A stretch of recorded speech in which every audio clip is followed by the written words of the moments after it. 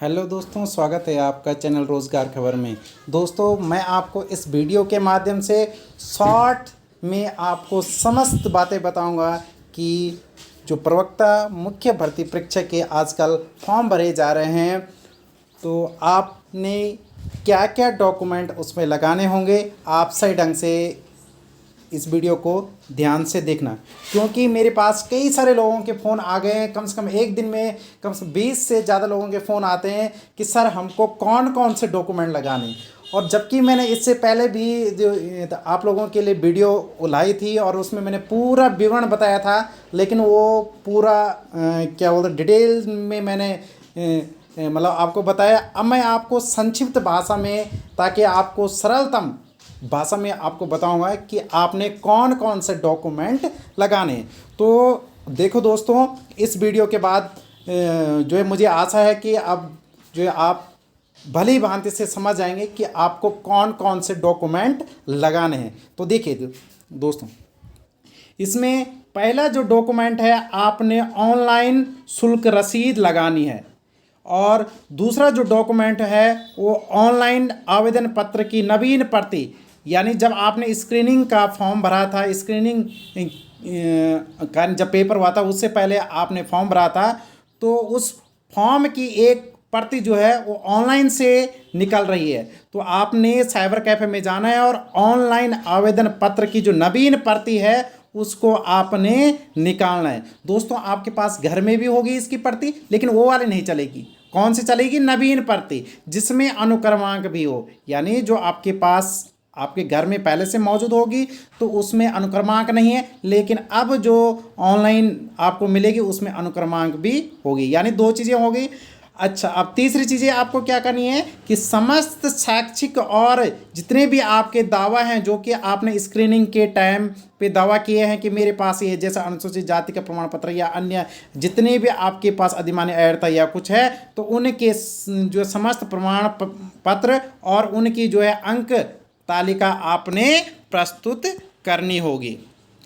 तो कहने का मतलब मेन जो डॉक्यूमेंट हो गए वो कितने हो गए? ये तीन हो गए। एक तो शुल्क रसीद हो गया, और एक ऑनलाइन जो प्रिंट है नवीन प्रति हो गया, और समस्त जो डॉक्यूमेंट जो लगते हैं ये हर किसी यानी जब भी आप किसी चीज़ के फॉर्म भरते हैं तो ये यानी ये तीन चीज़ें आपने एक साथ उसको संलग्न करना है और आपने आयोग को भेज देना है। लेकिन इसमें अब ये है कि ये जितने भी ये डॉक्यूमेंट हैं, समस्त डॉक्यूमेंट जितने आपके बन रहे हैं, तो अब इनको एक सीरीज में लगाना है। और सीरीज के लिए एक जो है चेकलिस्ट दे रखी है आयोग ने कि उस चेकलिस्ट के हिसाब से आपने अपने डॉक्यूमेंट को एक सीरियल में लगाना है। तो देखिए, अब मैं आपको वो चेकलिस्ट भी बताता हूँ कि वो चेकलिस्ट कौन सी है।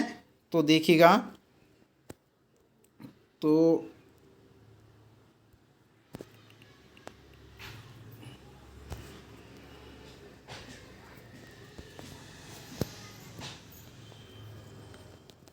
चलिए दोस्तों, तो दोस्तों आप देख सकते हैं कि ये है यहाँ पर चेकलिस्ट, और इसमें टोटल है 4 पेज की है ये चेकलिस्ट। आप देख सकते हैं कि जिसमें पहला क्रमांक हाई स्कूल प्रमाण पत्र का होगा। आपने वो वाला चेकलिस्ट आपने वहाँ से यानी कंप्यूटर से आप डाउनलोड कर सकते हैं, या फिर आपके मोबाइल पर ये यदि ये चेकलिस्ट है तो आपके इसके अनुसार से आप अपने डॉक्यूमेंट जितने समस्त डॉक्यूमेंट है, फीस रसीद वो हो गया, और जो आवेदन पत्र है, और जो आपके शैक्षिक से संबंधित या जितने अर्थता के जो कहते हैं अंक पत्र हैं या सर्टिफिकेट है, उनको आपने किस क्रम में लगाना है। तो आप इस वाले ये जो चेकलिस्ट है 4 पेजों की, आप चेकलिस्ट को डाउनलोड कर सकते हैं अपने मोबाइल फ़ोन से, या आप बाज़ार से प्रिंट भी ले सकते हैं। तो आपने इसके अकॉर्डिंग आपने फर्स्ट में हाई स्कूल का प्रमाण पत्र, उसके बाद हाई स्कूल का अंक पत्र, इसी प्रकार से इंटर का प्रमाण पत्र, इसके बाद इंटर का अंक तालिका। इस प्रकार से आपने जितने ये डॉक्यूमेंट दे रखे, जो जो आपके पास हैं, जो नहीं है वो उसको छोड़ देना, जो आपके पास है। इसी प्रकार से आप देख सकते हैं ये इसमें टोटल 23 बिंदु हैं।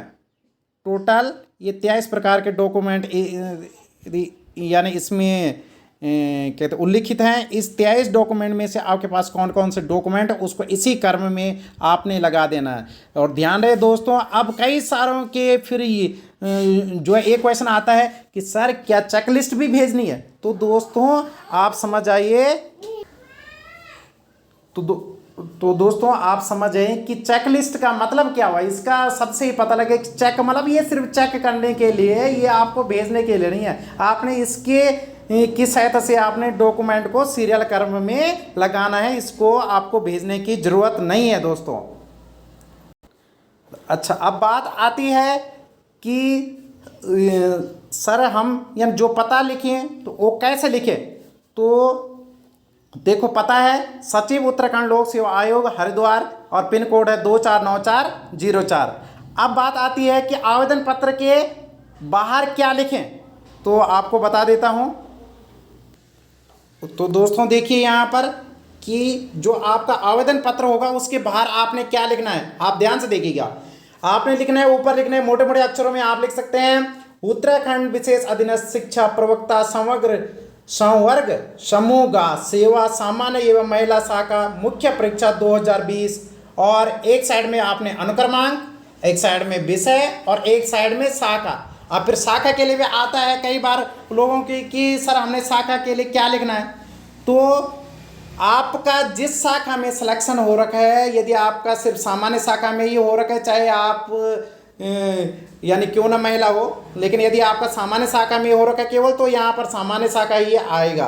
यदि आपका जो महिला और सामान्य दोनों में हो रखा है, तो यहाँ पर आपने महिला सामान्य शाखा प्लस महिला शाखा यानी यदि आपका दोनों हो रखा होगा तो आपने दो फॉर्म अलग अलग फॉर्म भरने हैं। तो एक फॉर्म में आप सामान्य शाखा लिखेंगे और जो दूसरा फॉर्म होगा उसमें आपने महिला शाखा लिखना है, यानी आपको सेपरेट फॉर्म भरना है। और यदि आपका एक से अधिक विषय में भी हो रखा है तो भी आपको सेपरेट फॉर्म भरना है। और यदि आपका और जो कई सारे यानी जो कैंडिडेट हैं वो ऐसा पूछ रहे थे कि सर क्या हमको एक सेट क्या तो भेजना है या फिर दो सेट भेजना है, तो इसको लेकर के भी जो कई सारे लोग क्या कन्फ्यूज़न है। तो दोस्तों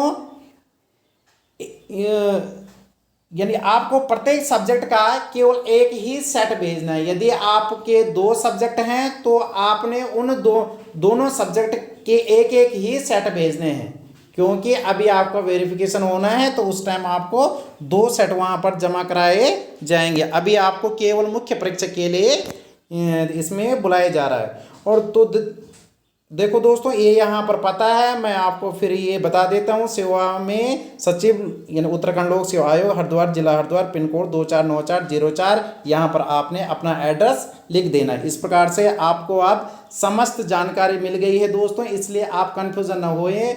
ओनली आपने एक ही सेट डॉक्यूमेंट का भेजना है एक सब्जेक्ट के लिए या एक शाखा के लिए। आपको डबल सेट भेजने की ज़रूरत नहीं है दोस्तों।